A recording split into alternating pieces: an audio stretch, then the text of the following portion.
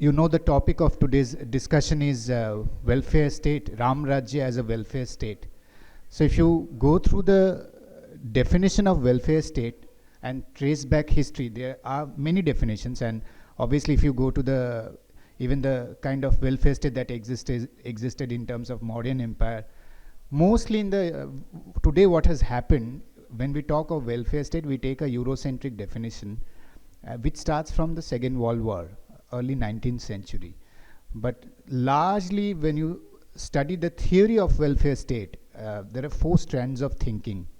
One is what happened during the Second World War, where state, market, institutions generally work for the security of citizens and protect them against certain adversities and risks.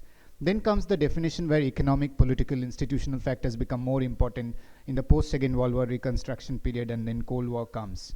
Then from 1990-91, once globalization set in, entire welfare state definition, theoretical knowledge about welfare state starts to change because the world changed its shape.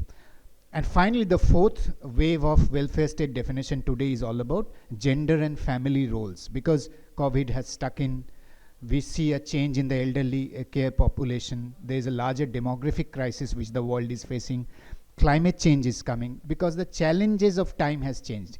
So in a nutshell, where I will like to stop and say is that the concept of welfare state is very evolving. If you trace back to the history, if you go past back to the 4th century BC, 5th century BC, and also go gradually before the Mughals came also. If you start your history from the point of modern empire, which to me is one of the finest examples of how administration needed to be done. I take a course on Indian economy where I trace them back to Indian history, where India was 36% of GDP of the global GDP, and how welfare state is to function at that point of time. From there to till now, the four strands of definition that I largely said. And I'm sure the talk that Hindol is going to, Hindol I'm referring to you as Hindol, that's okay, okay. That Hindol is going to refer to is also, I find it very interesting because the concept of Ram Rajya also, Rajya comes on one side, on Ram is also a cultural consciousness. I've always, when I have read more about this literature, I've always felt that the word Ram is not only limited to a deity or to a figure. If you study Anand Gupta had once said that why Ram as a cultural consciousness transcends from individualism to a universalization discourse, where the Eurocentrism of philosophy needs to learn from us. I'm sure Hindol will bring in much more brilliant insights. I will stop over here and lead to the next course of discussions. I'm so much grateful to all of you for coming over here and giving us this fantastic opportunity. Thank you so much. Ram का जो figure है, प्रभु श्री राम का जो figure है, वो सिर्फ एक व्यक्ति या एक डेटी पे सीमित ना रखें, हम उसको हम गहराई से समझें, उसके मूल तत्व पे जाएं और राम को समझें। अब प्रोफेसर साहब जब बात कर रहे थे, मुझे कबीर की कुछ पंक्तियां याद आई। कबीर जी ने कहा था कि 4 तरह के राम होते हैं। प्रभु श्री राम को 4 तरह से हम समझ सकते हैं। कौन से 4 तरह? एक राम दशरथ का बेटा। एक राम तो दशरथ, राजा दशरथ के बेटे थे। दूजा हर घट पे बैठा, हर घर पे, हर चौखट पे, हर घट पे आपको श्री राम मिल जाएंगे। अगर आप सच्ची निष्ठा से ढूंढे तो हर घट पे आपको राम दिख जाएंगे। तीजे राम का सकल पसारा, चौथा सबसे न्यारा। तीसरा ऐसा राम है कि उसका तो हम क्या ही वर्णन करें, और चौथे राम तो ऐसे हैं कि ये मनुष्य मुख से हम उनकी व्याख्या नहीं कर सकते। 4 तरह के राम।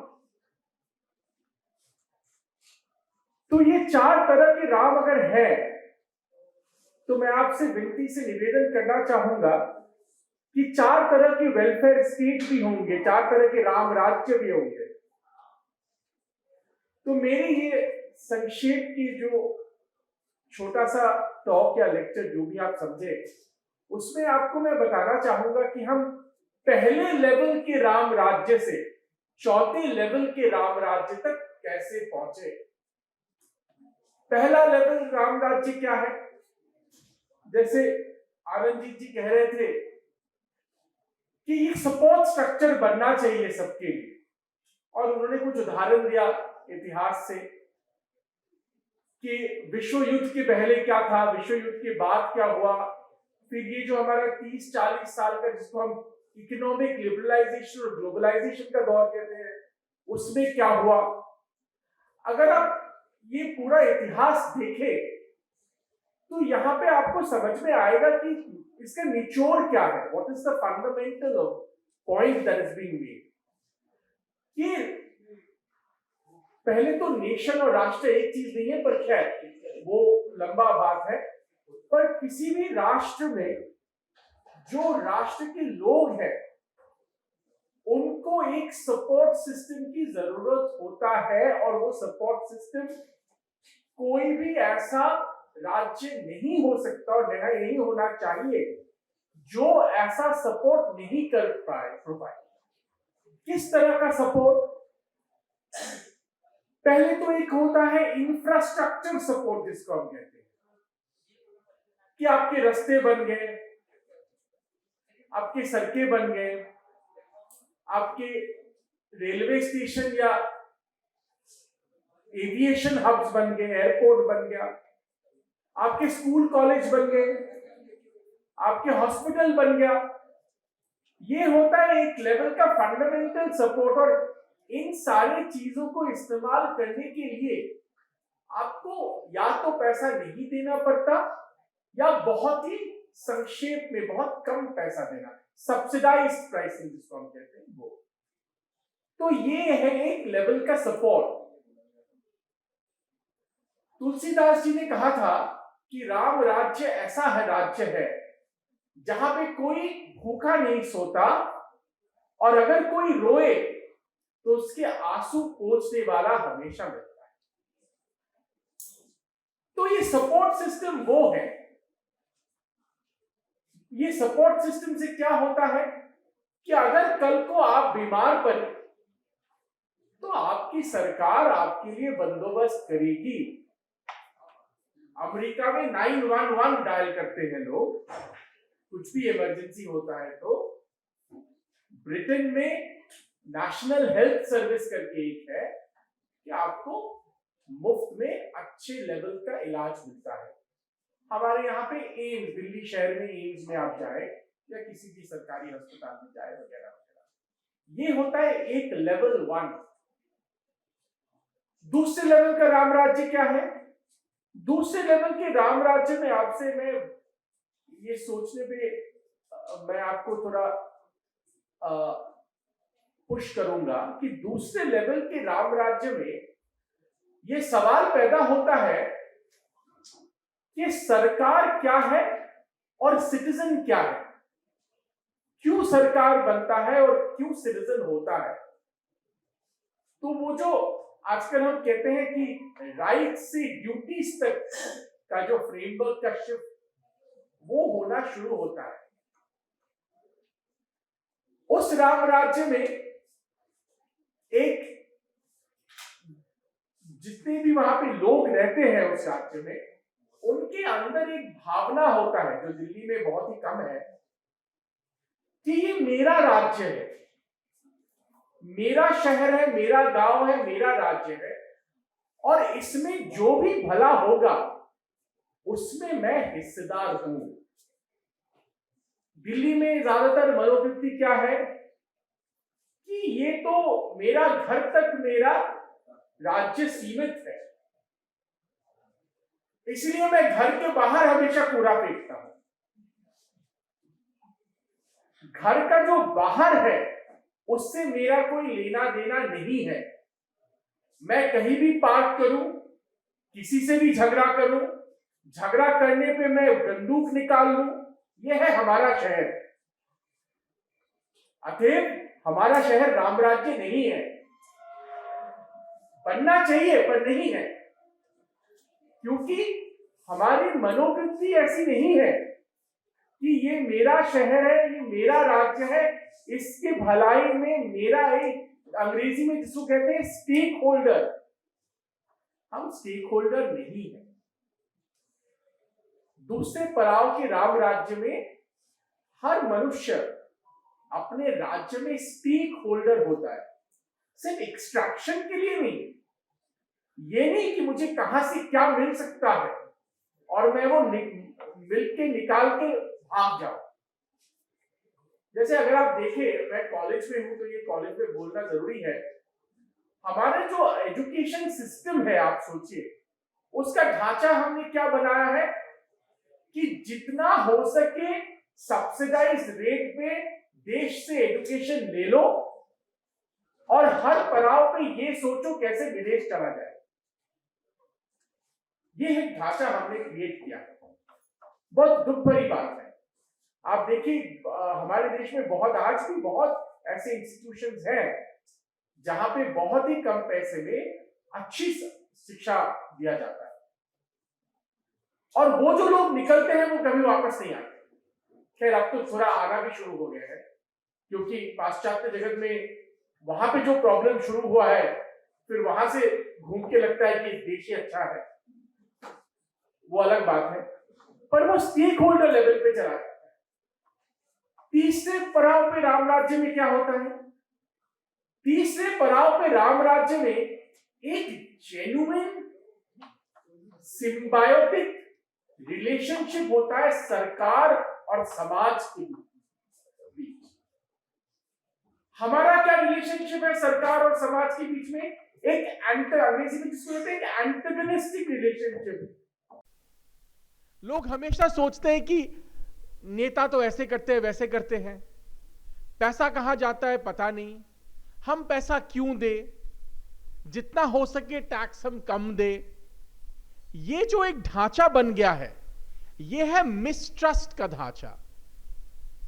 तीसरे पड़ाव के राम राज्य में एक ट्रस्ट का ढांचा होता है, एक विश्वास का जो मापदंड है वो विश्वास का मापदंड है, एक विश्वास का जो फ्रेमवर्क है जिसको हम अंग्रेजी में कहते हैं, वो विश्वास का फ्रेमवर्क क्रिएट होता है। सो जो आपको रिप्रेजेंट करता है राज्य में, जो राजा है, राजा मैं ऐसे कोलोकियली कहता हूं, आप सोच लीजिए जो भी सरकार में है वो भी हम ही है, हमारे ही लोग हैं, हम जैसे ही लोग हैं। ये जो एक ट्रस्ट का फ्रेमवर्क है, ये इंटरेक्शन है ट्रस्ट का, ये बहुत इंपॉर्टेंट है। और तीसरे पड़ाव के राम राज्य में ये ट्रस्ट का फ्रेमवर्क होता है। देखिए अगर ट्रस्ट का फ्रेमवर्क नहीं हो, अगर विश्वास का फ्रेमवर्क नहीं हो, तो इंफ्रास्ट्रक्चर से कुछ बन नहीं सकता आपका। मैं मुंबई का उदाहरण दूंगा। आप बताइए, हमारे देश में आजकल वर्ल्ड क्लास हम हाईवे बना रहे हैं। आप जाइए यहां से कुछ ही देर में, यहां से अगर आप गाड़ी निकाल के नोएडा की तरफ जाएंगे, आपको दिख जाएगा वर्ल्ड क्लास हाईवे का मतलब क्या होता है। आप 2 घंटे में, 1.5 घंटे में आगरा पहुंच जाएंगे, 1.5 घंटे में वृंदावन पहुंच जाएंगे, वर्ल्ड क्लास हाईवे में। पर हम मुंबई शहर में कभी रास्ते ऐसे नहीं बना पाए जो एक बारिश में वो पूरा रास्ता बह ना जाए। क्यों नहीं बना पाए? क्योंकि वो विश्वास का ढांचा ही कभी क्रिएट नहीं हुआ, विश्वास की नींव ही कभी नहीं डल पाई। तो तीसरे पड़ाव के राम राज्य में ये विश्वास की नींव जो है उसका बहुत महत्वपूर्ण रोल है। अब आते हैं हम चौथे टाइप के राम राज्य में। देखिए, मैं हमारे आजकल तो ट्विटर का जमाना है और लोग बहुत झगड़ा भी करते हैं ट्विटर और सोशल मीडिया में, इसको लेके उसको लेके, और बड़ा बात चलता है कि कम्युनिज्म और कैपिटलिज्म के बारे में लोग बड़ा झगड़ा करते हैं। मेरा मानना है, अगर आप भारतीय दृष्टिकोण से देखें, मेरा मानना है कि हमारे लिए ना कम्युनिज्म ठीक है ना कैपिटलिज्म ठीक है। दोनों में से एक भी हमारे लिए ठीक नहीं है। क्यों ठीक नहीं है उसका विस्तार से हम बात कर सकते हैं। हमारी पारिवारिक जीवन के साथ उनका कोई तालमेल नहीं है, इस आइडियोलॉजीज का, इन आइडियोलॉजीज का। हम जैसे जीवन को देखते हैं, हम जैसे जीवन धारा को हमारे संस्कृति में जैसे समझा गया है उसके साथ कोई तालमेल नहीं है।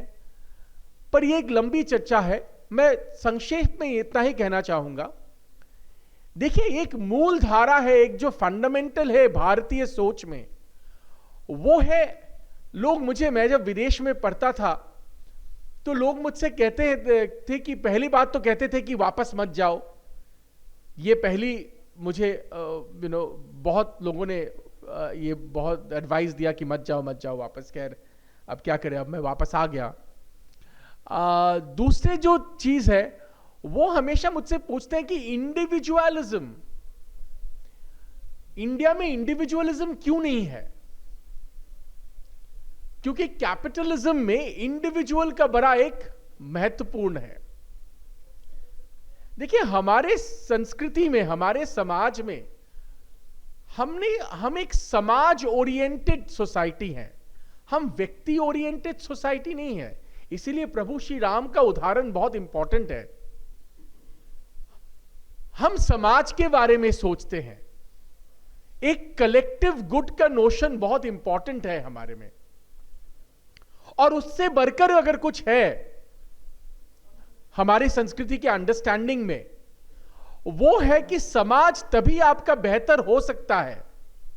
देखिए, कम्युनिज्म क्या सिखाता है?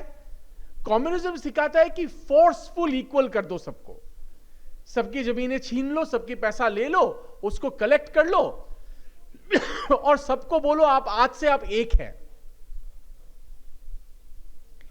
इसका कोई लॉजिक नहीं है कि आप कहां से आए हैं, आपका विद्या बुद्धि क्या है, आपने क्या सीखा है, आपका टैलेंट क्या है, कुछ मायने नहीं लगता। सबको बंदूक के नोक पे, जैसे माओ ने कहा था, बंदूक के नोक पे सबको एक कर दो। कैपिटलिज्म क्या कहता है? कैपिटलिज्म कहता है आप जितना खरीदोगे उतने अच्छे आप सिटीजन बनोगे, उतने प्रोडक्टिव मेंबर ऑफ सोसाइटी बनोगे। आपका कंजम्पशन डिटरमिन करता है आप किस तरह के सोसाइटी के मेंबर हैं। पर भारतीय सोच इन दोनों में से एक भी नहीं है। भारतीय सोच का मूल धारा है कि अगर आप खुद से अपने आप को ऊपर ले जाओगे, आपके अंतर्मन में जो है उसको अगर आप इवॉल्व करोगे, अगर आप अच्छे बनोगे, बहुत कोलोकियल टर्म पे, तो समाज अच्छा बनेगा। अगर आप अच्छा नहीं बन पाए तो समाज नहीं बन सकता अच्छा। यह कभी हो नहीं सकता कि आप खराब रह जाए, आपके मन में द्वेष और ईर्ष्या रह जाए और समाज अच्छा बन जाए। यह नहीं हो सकता। यह भारत का कंट्रीब्यूशन है, यह सोच हमारी सोसाइटी का सोच है। अगर आप कभी विश्व गुरु बनेंगे तो यह सोच हम आगे रखेंगे विश्व के स्तर पे। वो है हमारा इंडिविजुअलिज्म। हमारा इंडिविजुअलिज्म अलग तरह का इंडिविजुअलिज्म है। हम भी विश्वास करते हैं इंडिविजुअलिज्म में, हम भी मानते हैं कि एक व्यक्ति के ऊपर कंसंट्रेट करना चाहिए। पर वो कैसे कंसंट्रेट करना चाहिए, कैसा व्यक्ति हो वो? अगर व्यक्ति का उत्थान होगा तभी समाज का उत्थान हो सकता है। अगर व्यक्ति का उत्थान नहीं हो तो समाज का उत्थान नहीं हो सकता है। इसीलिए कबीर कहते हैं कि एक राम के लेवल से चौथे राम तक आप जब पहुंचेंगे, आपको तब समझ में आएगा कि राम का सच में महत्व क्या है। और जब उस दिन आप जब समझेंगे राम का महत्व क्या है, तो उस दिन सच में राम राज्य आपको दिख जाएगा। राम राज्य आपके आसपास ही है, पर राम राज्य बनने के लिए आपको पहले राम को समझना पड़ेगा। अगर आप प्रभु श्री राम को नहीं समझ पाए तो राम राज्य नहीं बन सकता। राम राज्य सिर्फ पुल बनाने से या रास्ते बनाने से या डिस्पेंसरी बनाने से या अस्पताल बनाने से सिर्फ इससे नहीं हो सकता। यह इंपॉर्टेंट है, इंफ्रास्ट्रक्चर इंपॉर्टेंट है। मैं यही नहीं कहता कि इंफ्रास्ट्रक्चर इंपॉर्टेंट नहीं है, बहुत इंपॉर्टेंट है। और हमारे जैसे देश में तो बहुत ही इंपॉर्टेंट है। उसका एक इकोनॉमिक लॉजिक भी है। कभी अगर हम इकोनॉमिक्स में चर्चा करें तो उसको हम कहते हैं इकोनॉमिक्स में इंफ्रास्ट्रक्चर का कैपेक्स का, कैपिटल एक्सपेंडिचर का मल्टीप्लायर इफेक्ट ज्यादा होता है। आप में से जो इकोनॉमिक्स पढ़ते हैं आप समझेंगे कि रेवेन्यू एक्सपेंडिचर से ज्यादा कैपिटल एक्सपेंडिचर में मल्टीप्लायर इफेक्ट ज्यादा होता है, उसका ज्यादा इंपैक्ट होता है इकोनॉमी में। वो सही है, वो बात सही है, वो हम भी समझते हैं। पर भारतीय सोच गहराई तक जाता है। भारतीय सोच समझता है कि सच में अगर आपको राम राज्य बनाना है तो जैसे हनुमान जी ने देखा था, जैसे हनुमान जी ने दिखाया था, आपके दिल चीर के अगर आपके अंदर प्रभु श्री राम दिखे तभी राम राज्य बन सकता है।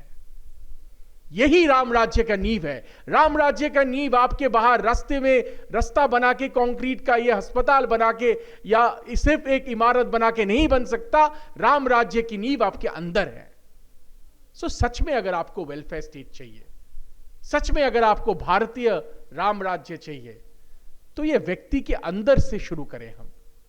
और अगर व्यक्ति के अंदर से हम शुरू कर सकते हैं तभी राम राज्य बन सकता है। एक ही बात इंपॉर्टेंट है यंगस्टर्स के लिए, सोच बदल लीजिए। अपना सोच बदल लिया तो राम राज्य है, सोच नहीं बदला तो राम राज्य नहीं है। सरकार के कहने से राम राज्य नहीं बनेगा, विकसित भारत प्राइम मिनिस्टर मोदी के कहने से नहीं बनेगा, लेकिन वो सोच आप में डालने की कोशिश कर रहे हैं, तो उस सोच को आप समझ लीजिए। ये देश आपका है, आप इस पूरे देश को अपना बनाएं। आपके पैसे से बन रहा है सब कुछ। सरकार कुछ भी कहती रहे, लेकिन आपको यह ध्यान रखना है कि ये हमारा टैक्स पेयर्स मनी है, इसका ठीक यूटिलाइजेशन होना चाहिए। ये सोच तो आपकी इंडिविजुअलिस्टिक होगी, तभी राम राज्य की तरफ आप जाएंगे। और दूसरा इंपॉर्टेंट कि अपनी सोच विदेशों में फैलाएंगे। भाई हमें ना कैपिटलिज्म चाहिए ना कम्युनिज्म चाहिए। मैं भी उस देश में 5 साल रह के आया हूं और ग्रीन कार्ड होने के बावजूद इस देश में आया हूं, लेकिन सवाल इसका नहीं है। वहां भी बहुत सारी अच्छाइयां हैं और बहुत सारी बुराइयां हैं, लेकिन अगर हमें अपने आप को उस देश में फैलाना है तो अपनी सोच वहां देनी होगी। वो कोई बहुत कंट्री 200 साल 300 साल पुराना कंट्री है, कहां पर है, अगर हमें वो लाना है तो उनकी सोच से नहीं लाना है, अपनी सोच से लाना है। तो यही राम राज्य का कॉन्सेप्ट है।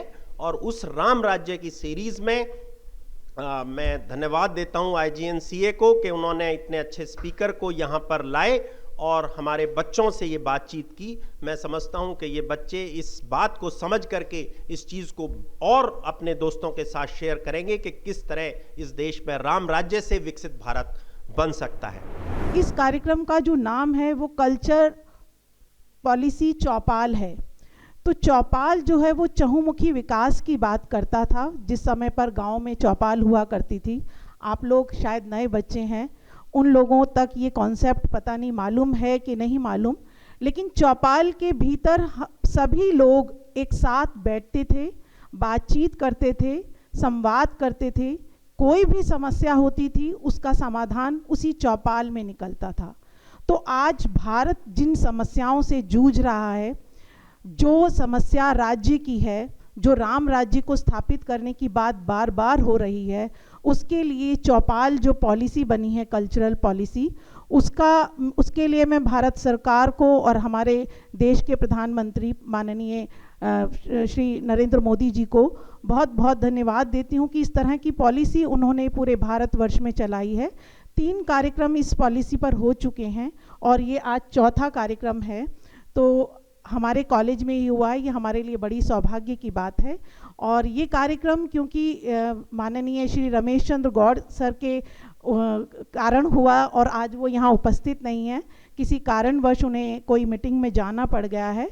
तो मैं सर को सबसे पहले बहुत बहुत धन्यवाद देती हूँ, रमेश चंद्र गौड़ सर को। हमेशा वो हमारे कॉलेज में आते रहे हैं और इस तरह के कार्यक्रमों में भाग लेते रहे हैं और उनका मैं तहे दिल से IGNCA का बहुत बहुत धन्यवाद करती हूँ। इसके अलावा मैं डॉक्टर हिंडोल सेन गुप्ता जी को बहुत बहुत धन्यवाद करती हूँ। सर ऑथर हैं, हिस्टोरियन हैं, लेकिन जिस तरह से सर आपने आज अपनी बात रखी है वो प्रभावित करने वाली है और हमारा उत्साहवर्धन भी हो रहा है। हम सोचने पर मजबूर होंगे कि हमारे हृदय के भीतर वो राम जो हैं वो आ जाएं, क्योंकि राम की जो परिभाषा है वो है ही ये कि रम्यति इति रामा, जो हमारे शरीर में हम सब में रम रहा है वही राम है।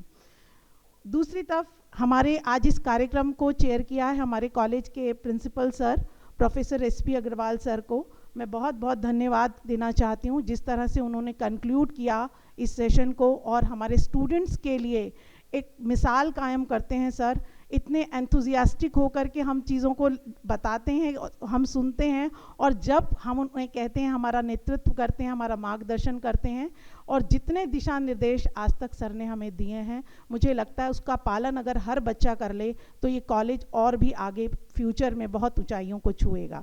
तो सर आपका बहुत बहुत धन्यवाद।